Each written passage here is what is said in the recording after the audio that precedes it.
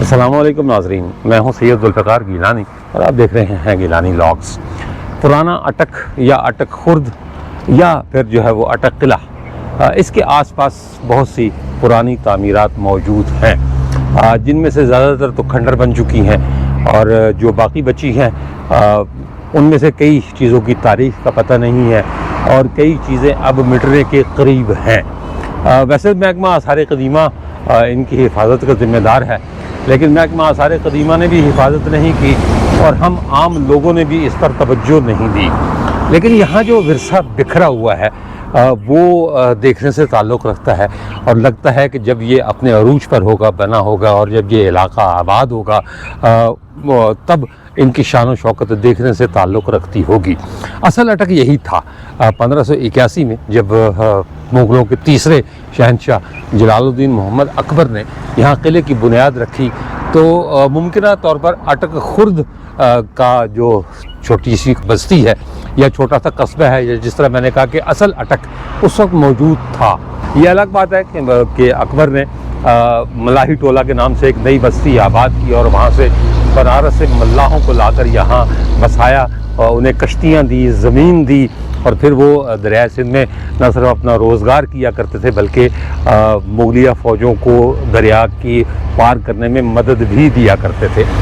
GT road के किनारे पर मैं खड़ा हूँ। यहाँ से अगर मैं इधर ये पिंडी की तरफ है, यहाँ से बमुश्किल 500-700 गज़ के फासले पर कंजरी का मकबरा है और ये जो रास्ता है ये सड़क पेशावर को जा रही है। ये पेशावर को सड़क जाती है। सामने थाना बना हुआ है, थाना अटक खुर्द पंजाब की सरहद है, बिल्कुल इसके साथ खैराबाद पुल है, दरिया सिंध है और ये एक बोर्ड लगा हुआ है जिस बोर्ड के सामने मैं खड़ा था। यहाँ लिखा हुआ है बहराम की बारादरी तीर का निशान है और नीचे अटक किला है जो 1 किलोमीटर के फासले पर है। ये बहराम की बारादरी का एक और बोर्ड लगा हुआ है। ये नीचे वाला बोर्ड तो आसार क़दीमा ने लगाया हुआ है। ये पीछे इस पहाड़ी के बैक साइड पर अटक खुर्द का गांव है, ये भी अटक खुर्द के मकानात है और ये वो बारादरी है, बदकिस्मत बारादरी, जिसकी सही तारीख़ के बारे में भी कई मामलात में जो है वो मुअर्रिखीन और मुहक्किकीन मखमसे का शिकार हैं कि ये बारादरी असल में बनवाई किसने थी। थोड़ा सा उतराई में है, जीटी रोड ऊपर रह जाता है, ये थोड़ी उतराई में है। तो चलते हैं, देखते हैं कि ये बारादरी किसने बनवाई, क्यों बनवाई और इसका मसरफ़ क्या था इस जगह बनवाने का। लेकिन इस बारादरी को देखकर, कंजरी के मकबरे को देखकर और जो हो इसके इर्द गिर्द बिखरे हुए मंदिर वगैरह हैं उन्हें देखकर ये लगता है कि ये इलाका कभी बहुत अच्छी तरह आबाद था और लोग यहाँ रहते थे, आते थे। मैं अभी बारादरी के बाहर हूँ, मतलब उसके हाथे से बाहर। ये एक बारादरी का नज़ारा जो मैं यहाँ से आपको करवा रहा हूँ। गेट है, छोटा सा खुला हुआ है। कहते हैं कि किसी ज़माने में यहाँ महकमा आसार क़दीमा के मुलाजिम भी हुआ करते थे, चौकीदार भी हुआ करते थे, लेकिन अब ना महकमा आसार क़दीमा नज़र आता है, ना कोई चौकीदार है, ना कोई बताने वाला है कि जी कौन सी चीज़ कहाँ है। लेकिन जो कुछ मुझे पता है मैं आपको उस बारे में बताता हूँ। सबसे पहले तो मैं ये बता दूँ कि इसे बहराम की बारादरी कहते क्यों हैं। वैसे तो तारीख़ अंदर लिखी हुई है, वो भी मैं पढ़ के सुनाता हूँ कि हमारे महकमा आसार क़दीमा ने या पंजाब टूरिज़म डिपार्टमेंट का बोर्ड मेरा ख्याल लगा हुआ है अंदर, कि वो इसके बारे में क्या कहते हैं। नाम इसका है बहराम की बारादरी। इसके बारे में दो तो हैं रवायात, वो बता देता हूँ पहले और उसके बाद फिर जो इसकी हकीकत है वो भी आपके बताते हैं। पहली रिवायत तो यह है कि जो तीसरा शहंशाह जलालुद्दीन मोहम्मद अकबर, इसके बारे में कहा जाता है कि ये बारादरी उसने बनवाई और उसका नाम था बैरम ख़ान। लेकिन मामला ये है कि बैरम ख़ान का इंतकाल चूँकि पहले हो गया था, मेरा ख्याल है 1561 में उसका इंतकाल हो गया था और ये बारादरी 1681 की बनी हुई है, यानी अटक किला बनने के लगभग 100 साल के बाद। तो इसलिए ये मुमकिनात में से नहीं कि इसे अकबर आज़म के जो उस्ताद या तालीक और जो कुछ अरसा अकबर के बिहाफ पर हुकूमत भी करता रहा, क्योंकि अकबर जब बरसर इक़्तिदार आया तो उसकी उम्र 11 साल थी, छोटा था वो। और बैरम खान जो है वो उसका उस्ताद भी था, उसका वली भी था, और उसके अमूर हुकूमत भी वो अंजाम दिया करता था। तो उसका खासा असर और रसूख बताया जाता है कि जी उसका असर रसूख था अकबर पर। और कहते हैं कि ये बारादरी बैरम खान ने बनवाई थी, लेकिन उस बैरम खान का इस बहराम की बारादरी से कोई ताल्लुक़ नहीं, क्योंकि बैरम और बहराम में बहरहाल फ़र्क है। दूसरी रिवायत ये बताई जाती है कि अकबर की लाडली और चहीती बेटी जहाँ आरा के हुक्म पर इस बारादरी को तामीर किया गया, लेकिन मामला ये है कि अकबर की किसी बेटी का नाम जहाँ आरा बेगम नहीं था। जहाँ आरा बेगम औरंगज़ेब आलमगीर की बेटी थी, जो छठा बादशाह था, ना कि अकबर की। तो लिहाजा ये दो रिवायतें जो मैंने आपको बताई, ये हैं रवायात। तो ये बारादरी की बैरूनी दीवार है, छोटी ईंट जो हुई वही वज़ीरी ईंट जिसे कहा जाता है, नानक शाही ईंट, लाहौरी ईंट, मुग़लों की बेशतर तामीरात में यही ईंटें नज़र आती हैं हमें। है ये मुग़लिया दौर की, लेकिन इसे किसी मुग़ल बादशाह ने नहीं बनवाया, बल्कि इसे मारूफ पश्तो शायर खुशहाल खान खटक के तीसरे बेटे बहराम खान से मंसूब किया जाता है कि इसे बहराम खान ने तामीर करवाया था। खुशहाल खान खटक का जिक्र आया है तो मैं ये बताता चलूँ कि खुशहाल खान खटक को आमतौर पर मुग़लों के बागी के तौर पर याद किया जाता है, और ये कोई कहानी अफसाना नहीं है, बल्कि खुशहाल खान खटक ने औरंगज़ेब आलमगीर के ख़िलाफ़ न सिर्फ बगावत की, बल्कि बहुत सारे कबाइल को इकट्ठा किया, और औरंगज़ेब आलमगीर 2 से 2.5 साल उस बगावत को फ़र्व करने के लिए सराय आलमगीर, हसन अब्दाल और उसके बाद अटक फोर्ट में मुकीम रहा।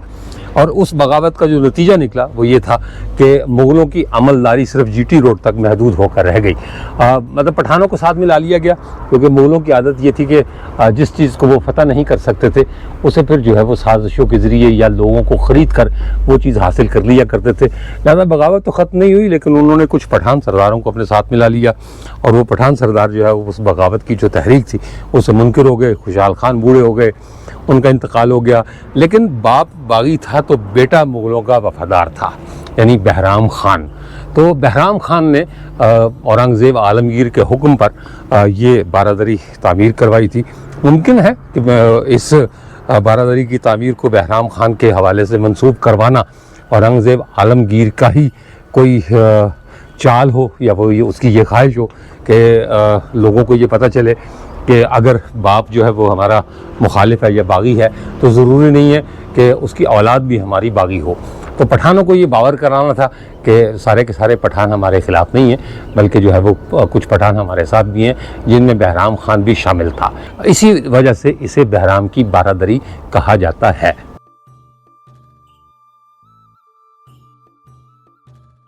बहराम की बारादरी के विलाग के दौरान एक फैमिली बहराम की बारादरी देखने आई, तो उन्होंने मुझे आते ही कहा, गिलानी साहब अस्सलामु अलैकुम। मैं हैरान हुआ, तो उन्होंने मुझे बताया कि जी हम आपकी व्यूअर हैं, इस्लामाबाद के रहने वाले हैं, नौशहरा जा रहे हैं, और नाम है इनका मोहम्मद आलम। तो मैंने इस मौके से फ़ायदा उठाया, मैंने कहा मोहम्मद आलम साहब जो है वो यहाँ मुझे मिल गए इत्तेफाक से, लबे सड़क कह ले या लबे बारादरी कह ले। सरकार आपको कैसे लगता है व्लॉग? जी बहुत अच्छा जी, मैं कंटिन्यूस आप जो भी आपका व्लॉग होता है वो मैं देखता हूँ, आपका मिदा हूँ आपका। बड़ी शुक्रिया, और आप बड़ी अच्छी इन्फॉर्मेशन देते हैं, तो बड़ी खुशी हुई आज आपसे मिलके मुझे। अगर मुझे आपसे ज़्यादा खुशी हुई है उसकी वजह कि जब किसी अजनबी जगह पर कोई शनासा आदमी मिल जाए तो आप वो कैफियत का अंदाज़ा लगा सकते हैं कि वो क्या कैफियत होती है। बल्कि मैंने पहले जिक्र भी किया कि आप वो मेरे करीब गए थे मस्जिद रहमतुल्लाह अलमीन का व्लॉग करने, तो मुझे इतला भी थी, लेकिन किसी मसूबियत वजह से मुझे नहीं मिल सका आपसे। तो आज देखें किस्मत ने मिला दिया। सरकार वो अल्लाह ताला ने फैसले किए होते हैं ना, हर चीज़ का एक वक्त मुकर्रर किया होता है, वो वक्त हमारी मुलाकात का नहीं था। हाँ जी, ये मुलाकात का वक्त था। बिल्कुल आपने सही कहा, बिल्कुल सही। तो खुश रहें सरकार, कोई तजवीज़ हुआ करे तो मुझे ज़रूर दीजिएगा, कोई कमी कोताही नज़र आए तो मुझे बताइएगा ताकि उसे दूर किया जा सके। और मेरे लिए ख़ास इल्तिजा ये है कि मेरे लिए दुआ कीजिए। बहुत शुक्रिया जी, आप बड़े हैं, आप की ज़्यादा ज़रूरत है हमें। सरकार दुआएं जो है वो छोटों के भी काम आती हैं। दुआ के लिए उम्र की तखसीस कोई नहीं है। आपका नॉलेज मेरे से ज़्यादा है, आप मेरे से पढ़े लिखे हैं। कहते हैं कि जिसकी एज ज़्यादा हो ना उसकी ज़्यादा कबूलियत का वक्त उसकी दुआ ज़्यादा कबूल। चले फिर मैं आपके लिए दुआ करता हूँ और आप जवाबन दुआ कर दीजिएगा मेरे लिए। बड़ी मेहरबानी सर, खुश रहे, सलामत रहे। ये बारादरी का मरकजी दरवाज़ा उस वक्त भी यकीनी तौर पर यही दरवाज़ा होगा। अब तो ये एक लोहे की जाली का गेट जो है वो लगा दिया गया। अंदर चलते हैं। ये जैसे ही आप अंदर दाखिल होंगे तो सीधे हाथ को एक छोटी सी जालीदार कमरा बना हुआ है, लेकिन ये बुनियादी तौर पर मस्जिद थी। इस बारादरी में मस्जिद बनवाई गई थी, तो ये उसकी मस्जिद है। छोटी सी मस्जिद है, चंद लोग नमाज़ पढ़ सकते हैं। अंदर जो है वो ये जाली शली तो खैर बाद में लगाई गई हैं, लेकिन ये महराबें पहले की बनी हुई हैं और ये पुरानी महराबें ही हैं। ये ऊपर जो सारा आपको स्ट्रक्चर नज़र आ रहा है, ये सारा पुराना स्ट्रक्चर है। ऊपर से इसका जो छज्जा था इधर से तो टूट गया है, इधर से सलामत रह गया। देखते हैं वो कब टूटता है, क्योंकि टूट जाना है उसने। बहरहाल हमने इसकी मुरम्मत ना कराई ना कराएंगे। आइंदा भी कोई इरादा नज़र नहीं आ रहा इसकी मुरम्मत कराने का, तो इसलिए इसने टूट जाना है आज या कल या पहले। ये मस्जिद की जो तामीर है ये भी पुरानी ईंट, छोटी ईंट, नानक शाही, वज़ीरी या लाहौरी ईंट आप जो भी कह रहे हैं उससे हुई हुई है। प्लास्टर उनका अपना होता था, चूने को मिलाया करते थे मुख्तलिफ दालों में और उसके बाद वो प्लास्टर बनाया करते थे और ये प्लास्टर हुआ है। ये वो मस्जिद की महराब है, यानी काबा जो है वो इस तरफ है। ये छोटी सी मस्जिद की महराब बनी हुई है। 3 महराबें बनाई हुई हैं। ये तो खैर डिज़ाइन के लिए है। इसके ऊपर एक चौकोर खाना है, किस मकसद के लिए था कोई पता नहीं। मुमकिन तौर पर यहाँ कोई पुरानी आयत लिखी हो, लेकिन अब कुछ नहीं है। ये उल्टे हाथ को भी इसी तरह का डिज़ाइन है, छोटी महराब बनी हुई है। और ये इसकी मरकज़ी महराब थी, जहाँ इमाम साहब अगर खड़े होते होंगे तो मरहले पीछे एक ही सफ़ बनती होगी। मुकम्मल तौर पर ये मुकम्मल मस्जिद है, तो बमुश्किल 2 सफ़े जो है वो बनती होगी नमाजियों की, यानी 5-7 लोगों की नमाज़ पढ़ने के लिए ये मस्जिद बनाई गई थी। छत काली पड़ गई हुई है, इसलिए नहीं पता कि ये किस चीज़ की बनी हुई थी। कहते हैं कि इसमें संगे अबरी का इस्तेमाल हुआ था। संगे अबरी वैसे भी अटक में बहुत पाया जाता है। इसकी चट्टानें हैं बहुत सारी जहाँ से संगे अबरी निकाला जाता है, और ये संगे अबरी वही है जिससे शाही मस्जिद लाहौर यानी बादशाही मस्जिद लाहौर उसकी तामीर की गई थी। इस बारादरी की तामीर करने के मुख्तलिफ मकासद बयान किए गए हैं। कहते हैं कि बादशाह यहाँ बैठा करता था और इसे पंचायत घर के तौर पर इस्तेमाल किया जाता था। पंचायत लगाया करता था, लोगों के मामलात सुनता था, फैसले किया करता था और फिर उन फैसलों पर अमल दरामद भी होता था। ये इसकी जो है वो दीवारें हैं, अच्छी खासी बुलंद बाला दीवारें। अब दिखाने के लिए सिर्फ स्ट्रक्चर ही रह गया है, तो मैं सिर्फ आपको स्ट्रक्चर ही दिखा सकता हूँ। ये नहीं बता सकता कि कौन सी चीज़ किस मसरफ़ के लिए इस्तेमाल होती थी। जो मेरी समझ में आएगा मैं आपको बताता जाऊँगा, दिखाता जाऊँगा। और ये है एक छोटा सा कमरा बना हुआ है सामने। इसमें क्या होता था कुछ नहीं पता। हो सकता है कि कोई पहरेदार या कोई जो है लोग जो यहाँ मुतय्यन होंगे, मुमकिन तौर पर वो यहाँ रहते हों। पहले देख लूँ कि कोई भेड़ों का छत्ता वगैरह तो नहीं है, पता चले कि अंदर जाते ही वो हमला कर दें। ये कमरा है, नीचे इसके जो है वो सीलन ज़दा फर्श है इसका, पानी जगह जगह है। ये बिल्कुल अंधेरा कमरा है, छोटा सा कमरा है लेकिन अंदर मुकम्मल तौर पर अंधेरा है। ये इस तरफ को खुलता होगा दरवाज़ा यकीनी तौर पर, लेकिन बड़े बड़े सीमेंट के ब्लॉक रखकर इसको बंद कर दिया गया है। इसकी छत है नीम कोलाई में, और ये इसका वो रास्ता है जिससे मैं अंदर आया हूँ। नीचे ये सीलन ज़दा फर्श का, बल्कि बारिश का पानी, मुझे लग रहा है कि बारिश का पानी आया है और फिर वो यहीं रह गया है। इधर चलते हैं। ये ऊपर एक बैठने की एक जगह बनी हुई है, झरोका आप इसे कह सकते हैं। ये लगता है ये कि बादशाह सलामत इसी झरोके में बैठा करते थे। अब बादशाह सलामत अगर तो औरंगज़ेब आलमगीर के बारे में ये कहा जाता है कि उसने औरंगज़ेब आलमगीर के लिए बहराम ने ये बनाई थी, तो औरंगज़ेब आलमगीर को तो इतनी फुर्सत ही नहीं मिली। वो दक्कन से ही बाहर नहीं निकला। उसने अपनी ज़िंदगी के आखिरी कम से कम 4 सदी तो दक्कन में गुजार दी। औरंगाबाद में उसका इंतकाल हुआ, वहीं वो दफन हुआ। तो उसने जो है वो यहाँ कहाँ आके बैठ रहे हैं। लेकिन जो रिवायतें हैं वो यही बताती हैं। इसको ताला लगा हुआ है, तो हमने तारीख को ताले लगाए हुए हैं। ज़्यादा बाहर खड़े होकर ही जो मैं आपको बता सकता हूँ, जाली के बाहर खड़े होकर वही मैं आपको बता दूँगा। ये इसका तर्ज़ तामीर में आपको दिखा देता हूँ कि तर्ज़ तामीर इसका कैसा है। ये एक ही टुकड़े का सतून बना हुआ है, संगे अबरी कह सकते हैं, या संगे मरमर तो नहीं है लेकिन संगे अबरी है। ये झरोका टाइप ही है, छोटा सा झरोका है। ये पीछे मुझे एक नज़र आ रही है, एक सुराख, मुस्ततील सुराख। और ये भी लग रहा है कि यहाँ कहीं से पीछे से पानी आता था और वो पानी फिर झरना आप कह सकते हैं, इस झरने से पानी आता था और फिर वो इस नाली से बहते हुए बाहर निकलता था और बाहर ये कहाँ जाता था मैं आपको वो भी बताता हूँ। इसके बाएं हाथ इस तरफ भी एक कमरा है और एक छोटा सा कमरा जो है वो इस तरफ है, लेकिन रसाई नहीं है मेरी वहाँ तक जाने की कि मैं आपको वो कमरा अंदर से दिखा सकूँ, और बाहर से अगर उसकी खिड़कियाँ हैं भी तो वो खासी ऊंचाई पर हैं कि मैं वहाँ तक नहीं पहुँच पाऊँगा। ये बारादरी वीरान हो गई और खाली रिवायतें ज़िंदा रह गई। जैसे मैंने आपको बताया कि कुछ लोग जहाँ आरा से मंसूब करते हैं और कुछ जो है वो इसे बैरम खान से मंसूब करते हैं। बल्कि यहाँ भी एक चीज़ और मुझे मेरे जहन से निकल गई, उस वक्त आपको नहीं बता सका, कि कुछ लोग ये भी कहते हैं कि अकबर के कोई सरदार था, सरदार बहराम खान, उसने इसे बनवाया था। लेकिन मामला ये है कि अकबर के जो सरदारों की फहरिस्त है, मैंने वो बहुत बगौर उनका जायज़ा लिया, तो उसके जहांगीरी में ख़ास तौर पर या अकबरनामा में, लेकिन किसी सरदार का नाम मुझे बहराम खान नहीं मिला। लिहाजा ये बात करीन कयास नहीं है कि कोई अकबर के दौर में ये चीज़ बनी हो। यहाँ बारादरी बनवाने की कोई तुक समझ आती नहीं, तो लिहाजा ये सारे मफरूज़े हैं, इनमें कोई हकीकत नहीं। वो जो मैंने अंदर आपको झरना दिखाया था वो यहाँ से गिरता था, ये जो सामने आपको नज़र आ रही है जगह, यहाँ से पानी नीचे गिरता था। यहाँ यकीनी तौर पर कोई जैसे शालामार बाग में आबशारें बनी हुई हैं, पीछे कुछ चीज़ ऐसी लगी होगी ये दीवार पर, यहाँ से पानी नीचे गिरता हुआ फिर यहाँ आता था और यहाँ से ये एक नाली बनी हुई है जो यहाँ जाती है। अच्छा, अब मामला ये है कि यहाँ भी एक छोटी सी आबशार बनी हुई है। अब ये नहीं पता कि पानी उधर से गिरता था या इधर से ऊपर चढ़ता था, क्योंकि अगर इधर से भी ऊपर चढ़ता था तो पानी फिर मज़ीद ऊपर कैसे जाता था। वहाँ से भी झरना बना हुआ है, पानी गिरने की जगह बनी हुई है, और यहाँ भी जो है वो पानी गिरने की जगह बनी हुई है, तो पानी आता कहाँ से था कुछ नहीं पता।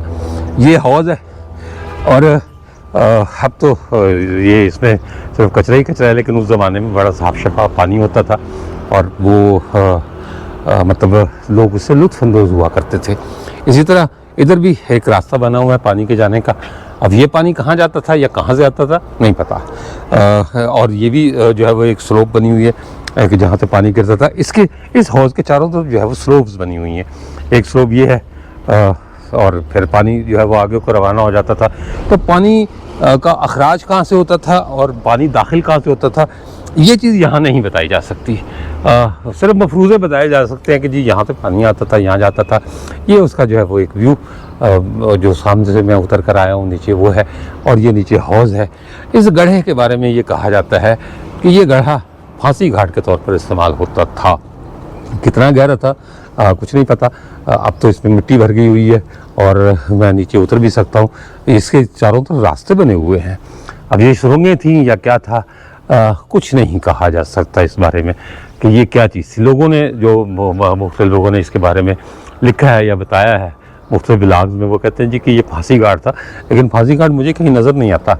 मुमकिन तौर पर ऊपर बांस वगैरह गाड़ कर तो फांसी देते हों। इसके बारे में कहा जाता है, ये जो एक स्ट्रक्चर आपको नज़र आ रहा है, इसके बारे में कहते हैं जी कि ये कुआँ था। लेकिन कुआँ अगर था भी तो इसके अंदर ये क्या कर रही है, ये जो रविश एक बनी हुई है, वो जो रविश आ रही है वहाँ से, वो इसके नीचे से गुज़रती है।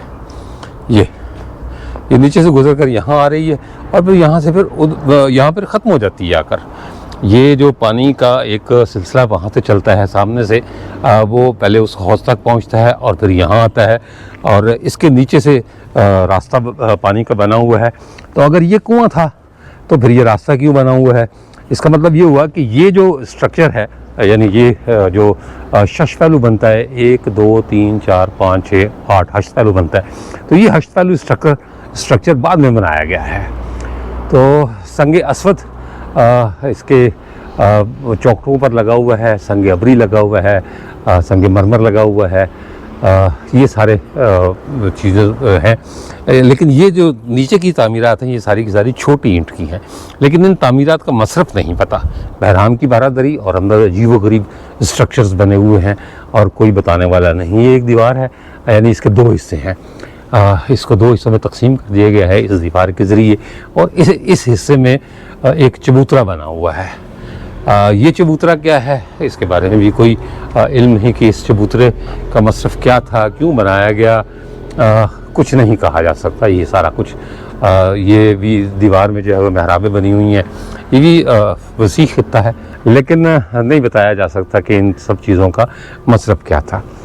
ये दीवार है इंसानी कद से ऊंची दीवार है। बहरहाल मेरे साथ मौजूद हैं मियाँ मुदस्सर अहमद साहब। वैसे तो माशाल्लाह सियासत में हैं, लेकिन तारीख से भी दिलचस्पी रखते हैं। हम बहराम की बारादरी के दरमियान में खड़े हैं, तो मैंने उनसे वही सवाल किया कि ये पानी आता कहाँ से था। उधर भी पानी की गुजरगाह बनी हुई है, इधर भी पानी की गुजरगाह बनी हुई है। तो मियाँ साहब इस बारादरी के हवाले से अच्छी तरह जानते हैं। मियाँ साहब तो ये राज तो मुझे बताएं कि हर तरफ जो है वो पानी की गुजरगाहें बनी हुई हैं, आता कहाँ से था पानी? ये सर, ये आप अगर नज़ारा करें तो ये ऊपर पहाड़ आपको नज़र आ रहा है। जी। एक छोटा पहाड़ है और एक ये बड़ी टेकरी है, पीछे आपको नज़र आएगी। अच्छा। इस टेकरी के अंदर जो है ना डायरेक्ट पानी यहाँ पे आता था। अच्छा। और ये आप देखें कि बारादरी के नीचे से, इस कमरे के नीचे से सुराख है। अच्छा, हाँ बिल्कुल है अंदर। ये पानी इस सुराख में से गुजर के नीचे आता था। हाँ। और ये डायरेक्टली इस नाली के जरिए आता था। सही। ये इस तालाब में आता था। ये हौज बना हुआ है। हौज बना हुआ। और जब ये हौज भर जाता तो ये पानी फिर साइडों से ये फिर जो है यहाँ पे आता था। ठीक। नालियों में बिखर जाता था। फिर अच्छा। आगे देखें, ये नाली डायरेक्ट उधर तक जा रही है। हाँ। उधर तक जाता था। फिर ये देखें आपको, ये ज़ेरे ज़मीन भी थोड़ा सा पानी का इनका जो है ना स्टोरेज का एक निज़ाम। अच्छा, इस गड्ढे के बारे में कहते हैं कि यहाँ फांसियाँ दी जाते थे? नहीं सर, ऐसी कोई बात नहीं। फांसी घाट जो है एक डिफरेंट चीज़ है। हाँ। वो अटक किले के अंदर था। अच्छा। क्योंकि जो अटक किला है और उसमें और इसमें जो है दो फांसी घाट एक जगह पे नहीं हो सकते। ये जो है पानी की स्टोरेज का सिस्टम है। या आप अगर इसको गौर से देखें तो ये नीचे सारा सिस्टम है। नीचे महराबें बनी हुई है, लेकिन इसमें मिट्टी भर गई हुई है। मिट्टी भर गई है। इसकी थोड़ी सी खुदाई की और इसको जो है ना वो रेनोवेट करने की जरूरत है। एक्चुअल जो पानी की स्टोरेज थी वो यहीं पे थी। सही। बाकी जो इसके भरने के बाद जो ऊपर से चश्मे का पानी आ रहा था, इन नालियों में जाता था। सही। उस वक्त यहाँ पे था सब्जा। हाँ। ठीक है। सही। तो ये जगह ठंडी रखने के लिए इन्होंने पानी को जो है ना मुख्तलिफ जगहों पे बिखेरा हुआ था। ये देखें आप, वो किसी दौर में ये भी नाली हुआ करती थी। उधर उस दीवार के साथ भी नाली हुआ करती थी। सही।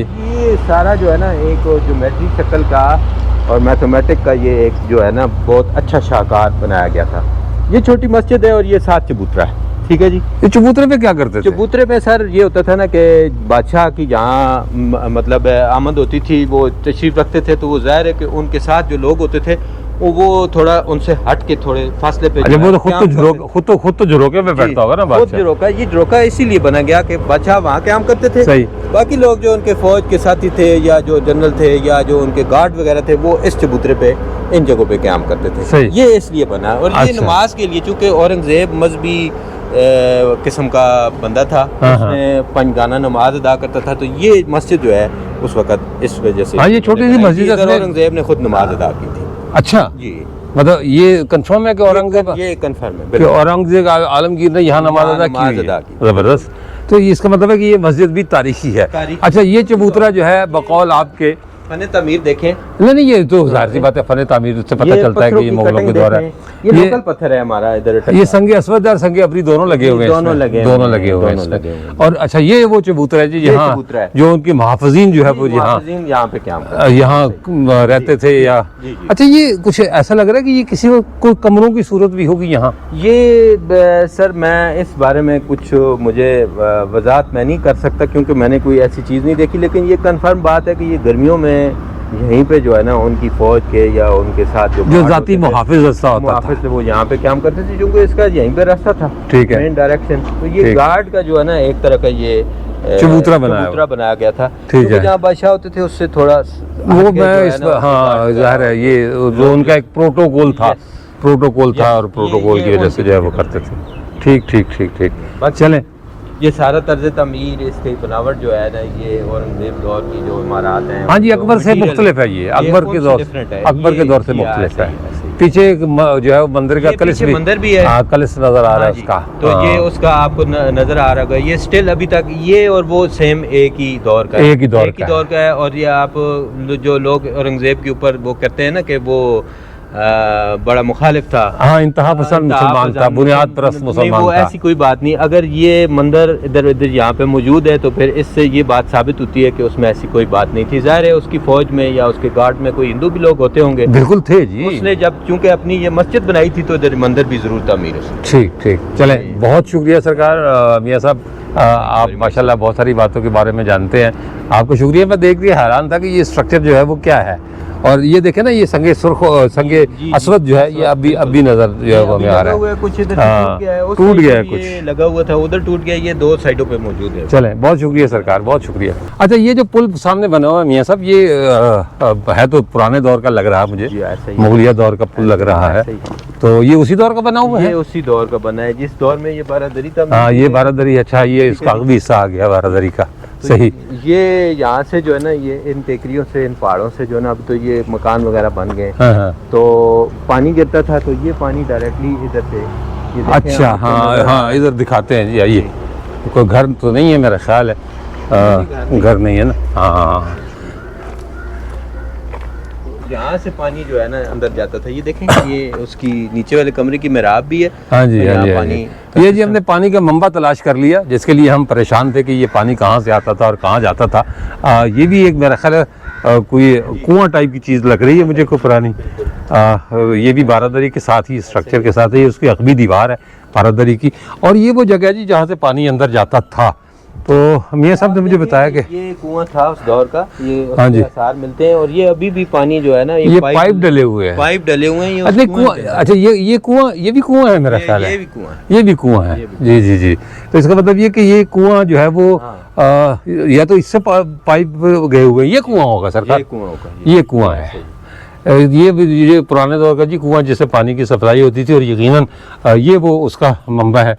वो अंदर जो पानी हमने देखा था, परेशान थे कि ये पानी आता कहाँ से होगा, तो ये उसकी अकबी समत है। ये पहाड़ का सर पानी भी जो है ना, यहाँ से जो ना बारादरी को जाता था, लेकिन ये कुआं भी मौजूद है। तो इसका मतलब है कि जब बारिशों के दिन होते थे तो इसका पानी जाता होगा, और उस जब बारिश ना होगी तो फिर ये कुएं का पानी जाता होगा। लेकिन हमने पानी का जो है वो जो एक मखरज है वो तलाश कर लिया, वो तलाश कर लिया। उस दौर का है ये वाला जी, बिल्कुल। तो ये पहाड़ के ऊपर उस वक्त जाने के लिए जो है रास्ता होगा। सर जीटी रोड तो फिर बाद में जगह ऊंची की गई ना, सड़क बिछाने के लिए, बड़े सदियों बाद जमाने बाद बना। तो ये मतलब नहीं, बल्कि सरकार जीटी रोड तो औरंगजेब आलमगीर से पहले मौजूद था, लेकिन ये जीटी रोड नहीं था जो सामने नजर आ रहा है। ये जीटी रोड नहीं था। ये जो रोड था, मैं आपको बताऊं कि ये किले के अंदर से होके निकलता था। जी, मैंने देखा है वो, मैंने बल्कि के दौर में ये तमीर हुआ था किले के अंदर से, क्योंकि जो किलों के अंदर मीना बाजार लगते थे, दुकानें लगती थी, वो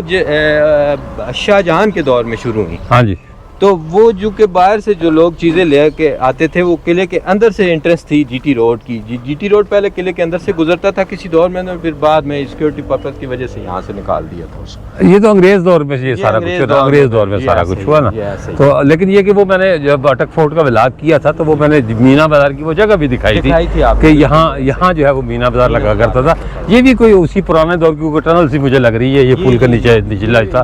तो हाँ, अंग्रेज दौर में बनी, ये अंग्रेज दौर में बनी, लेकिन ये इससे पुरानी है। ये उससे पुरानी है, ये भी अंग्रेज दौर की है। अच्छा, ये भी अंग्रेज दौर की है। तमीर है ना, ये अंग्रेज दौर में। ये ज़ाहिर पत्थरों की चुनाई की हुई है, तो ये वही पुराना दौर है। चले जी, हमने पानी का जो है ना वो तलाश कर लिया, मंबा, कि पानी का मंबा कहाँ था। मकबरा अटक या कंजरी का जो मकबरा है, उससे चंद कदम के फासले पर ये एक पुरानी, इस वक्त तो ये बस इतना ही रह गया जितना आप देख रहे हैं, लेकिन लगता यही है कि ये भी मुगलिया दौर की तामीर है। मुमकिन है ये किले के साथ मुंसलिक हो या इस मकबरे के साथ इसका कोई ताल्लुक़ हो, लेकिन बस ये थोड़ी सी चीज़ रह गई है। इसके फ़िलहाल तो 4 दरवाजे हैं चारों तरफ से, लेकिन लगता ये कि ये मुमकिन तौर पर कोई हवेली होगी, और हो सकता है कि ये उसका दाखिली दरवाज़ा रहा हो। रावलपिंडी से पेशावर जाएं तो सीधे हाथ को, और अगर पेशावर से रावलपिंडी आएँ तो उल्टे हाथ को खैराबाद पुल क्रॉस करके, यानी अगर पेशावर से हैं तो खैराबाद पुल क्रॉस करना पड़ेगा, और अगर पिंडी से जाएं तो खैराबाद पुल से पहले सीधे हाथ को। यूँ लगता है कि जैसे एक ज़माने में हिंदुओं को कॉम्प्लेक्स आबाद था, पूरी आबादी थी, और यहाँ समाधियाँ भी बनी हुई हैं, मंदिर भी बने हुए हैं, और पुरानी इमारतों के खंडरात भी मौजूद हैं। अब तो खैर ये पीछे जदीद आबादी बन गई, 2 मील का इलाका है, पीछे नीचे दरिया के किनारे कश्तियाँ वगैरह खड़ी हुई हैं, लेकिन ये जो तामीरात हैं ये उसी दौर की हैं जिस दौर में ये शहर आबाद हुआ करता था। ये भी देखें, ये जो दीवार बनी हुई है, और इसके साथ जो है वो पत्थरों की दीवार बनी हुई है, अंदर एक कब्र भी है, ये तो खैर बात की है। वो भी एक समाधि टाइप की चीज़ लग रही है मुझे सामने। ये ऐसा लगता है कि कॉम्प्लेक्स है, आगे भी जो है वो एक समाधि भी है और मंदिर भी बना हुआ है, वो भी मैं आपको दिखाता हूँ। ये दरवाज़ा देखने की चीज़ है, ये बिल्कुल ऐसा ही लगता है कि समाधि का दरवाज़ा ही रहा होगा किसी दौर में। लेकिन अब ना तो इन मंदिरों पर, टूटे फूटे मंदिरों पर कोई जो है वो अपना रिसर्च हुई है और ना जो है वो किसी ने तहकीक करके ये पता लगाने की कोशिश की है ये कौन लोग थे, किस दौर में थे, या जो है वो किसने इन्हें बनवाया था। और ये सड़क के साथ साथ कोई 100-150 गज के अहाते में ये सारे खंडर फैले हुए हैं। ये सामने दरवाज़ा नज़र आ रहा है आपको, पुराने तर्ज का बना हुआ है, ये साथ साथ दीवार चल रही है। तो इसका मतलब है जो कुछ था वो दीवार के अंदर था। अब ये टीलों की शक्ल इख्तियार कर गई है दीवार, ये टीले बन गए हैं। अगर इसकी खुदाई की जाए तो यकीनी तौर पर इसके नीचे कोई किसी न किसी इमारत के आसार मिल जाएंगे। बाहर जो पत्थर पड़े हुए हैं उनसे भी यही लगता है कि यहाँ कभी इमारतें होंगी। ये ऊपर एक जो है वो छोटी सी झोपड़ी बनाई हुई है, एक कोठरी, लेकिन ये नई है। ये जो ब्लॉक्स वगैरह लगे हुए हैं ये नए हैं। फिर ये छोटे छोटे टीले आगे हैं, इन टीलों के नीचे भी इसी तरह की कोई मंदिर, समाधि या किसी और चीज़ के आसार होंगे। वो सामने आपको मंदिर का एक कलश नज़र आ रहा है। ये कुछ बेहतर हालत में है लेकिन गैर आबाद है, यानी अब यहाँ कुछ भी नहीं है। ये इसके साथ एक समाधि बनी हुई है। तो ये ऐसा लगता है कि ये कुछ छोटा सा शहर था, गांव था, लेकिन अब जो है वो किसी को इसका पता भी नहीं है कि यहाँ क्या था। ये साथ ऊपर सड़क जा रही है, ये समाधि का जो है वो आपको ऊपरी हिस्सा नज़र आ रहा है। अब ये प्राइवेट जो है वो गेट लगा हुआ है आगे, ये मंदिर का आपको आ गया। हम कोशिश कर रहे हैं कि करीब तरीन जगह पर पहुंचकर आपको दिखा सकें। मेरा ख्याल है कि इधर से जो है वो मंदिर नज़र आता होगा। ये नीचे सड़क जा रही है 2 मील की तरफ और व्यू पॉइंट है, पार्क बना हुआ है, कश्तियाँ वगैरह लगी हुई हैं जिनसे आप दरिया की सैर कर सकते हैं। बड़ा तारीख़ी एक जगह है जहाँ दरिया सिंध और दरिया काबुल का मिलाप होता है। दरिया सिंध का पानी नीले रंग का और काबुल का पानी मटियाले रंग का। ये है जी वो मंदिर जो अब गैर आबाद हो गया हुआ है। मैं जो नई तामीरात बनी हुई हैं उनके पीछे आया हूँ आपको दिखाने के लिए कि ये पुराने दौर की कोई आबादी थी जिसके नामो निशान अब मिट चुके हैं। ये सारी झाड़ियाँ, ये इसका दरवाज़ा था मंदिर का। ये अंदर कुछ भी नहीं रह गया हुआ, खाली है। ये ऊपर तक उसका शिकारा भी टूट फूट गया हुआ है और जो कलश है वो भी ख़त्म हो गया और वो सामने समाधि है, किसकी है नहीं पता।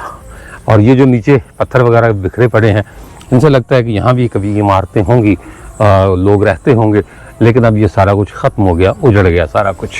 मेरे पीछे एक बोर्ड लगा हुआ है, planning and development board, tourism department, government of Punjab. उस पर भी जो है वो इसकी कुछ तारीख लिखी हुई है। मैं आपको दिखाता हूँ कि इन्होंने इस पर क्या लिखा हुआ है। बहराम की बारादरी के नाम से मौसूम इस शानदार इमारत के मुताल्लिक़ ये ख्याल किया जाता है, ये भी ख्याल ही किया जाता है, कंफर्म नहीं है, कि इसकी तामीर बहराम खान नामी एक पठान सरदार ने कराई थी जो पश्तो ज़बान के मशहूर शायर खुशहाल खान खट्टक के चौथे बेटे थे। और बाज़ किताबों में लिखा हुआ है कि तीसरे बेटे थे, ये सबसे छोटे बेटे थे। बहरहाल अब बहराम खान का सिने पैदाइश 1643 ईस्वी है। इस बिना पर यह कहा जा सकता है कि इस बारादरी की तामीर 17वीं सदी के आखिरी रुबा में अमल में आई। ताहम हमें तारीख़ में मुग़ल बादशाह अकबर के मशहूर अतालीक़ और जर्नैल बैरम खान का हवाला भी मिलता है जो 1561 ईस्वी में फौत हुए। ये बारादरी छोटी ईंट और पत्थरों से तामीर करदा 4 दीवारी के अंदर तामीर की गई है। 4 दीवारी पर चूने का पलस्तर किया गया है। मगरबी दीवार की बाहरी सतह को चूने के पलस्तर में ही बनाए गए किंगरों की कतार से सजाया गया है। बारादरी की मरकजी इमारत 3 कमरों पर मुश्तमिल है जो सेन की जनूबी समत में एक मतवाज़न अंदाज में तामीर की गई है। सामने जो बारादरी जो झरोखा मैंने आपको दिखाया था ये वो है। और अपना दरमियानी कमरे के सतून संगे अबरी या से तराशीदा हैं, जबकि जो पहलुई कमरे की बाहरी दरों की चौखटें संगे अस्वद से बनाई गई हैं। मरकज़ी दरवाजे की पुश्ती दीवार में एक झरना तामीर किया गया है। बारादरी की मरकज़ी इमारत के नीचे तहखाने मौजूद हैं। अच्छा गुड। शुमाल मशरक़ में वाक़ई इमारत एक छोटी मस्जिद है। बारादरी के अहाते को नहरों से 4 हिस्सों में तकसीम किया गया है और इसके मरकज़ में एक मुरब्बा चबूतरा है जिसके दरमियान में एक छोटा सा हौज़ और फव्वारा भी मौजूद है। मामला ये कि ये सब कुछ तो है, लेकिन ना आपको तारीख़ का सही पता और ना आपने इसकी कोई देखभाल की। पंजाब टूरिज़्म को बड़ा प्रमोट कर रहा है। एक बोर्ड भी बनाया गया है हेरिटेज अथॉरिटी के नाम से, और बहुत सारे मकामात उनके हवाले भी किए गए हैं, लेकिन अब तक उन मकामात की फ़हरिस्त के बारे में हमें पता नहीं चला कि वो कौन कौन से मकामात हैं जिन्हें नया बनाया जाने वाला बोर्ड तरक्की देगा और उन्हें इस काबिल बनाएगा कि लोग वहाँ जा सकें, सैर कर सकें और हमारे विरसे को देख सकें कि हम किस किस विरसे के मालिक हैं।